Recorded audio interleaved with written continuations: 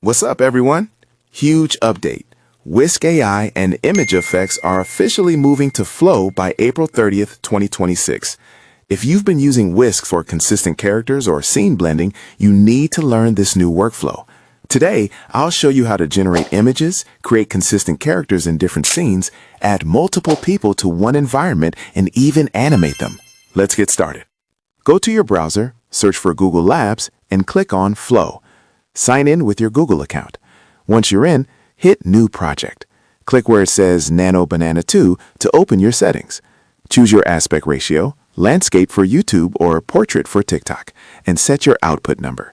For this example, I'm setting it to X2 to generate 2 images at once.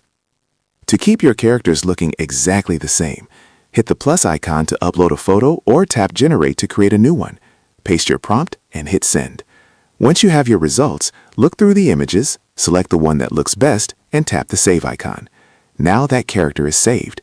To edit them, just tap the character icon again, select them, and type a new prompt like, change the color of her outfit. The AI ensures they stay the same character every time. Now, let's look at adding multiple characters to a single image.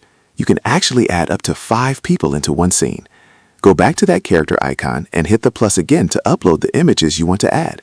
Once you have all your characters uploaded, long press on each image to pull up these options, then click Add to Prompt. Now, select all 5 characters from your list. Type your prompt, describing what all 5 people are doing in the scene, and hit Send. The AI will now place all of your consistent characters into that same environment together. Remember to check your profile at the top. Google gives you 150 free credits every day. Video generation costs about 20 credits, so I usually switch my settings to X1 for video to save my daily limit. Image generation, however, is completely free as of right now. Now, let's start to end animation. This is a powerful feature for controlling your motion.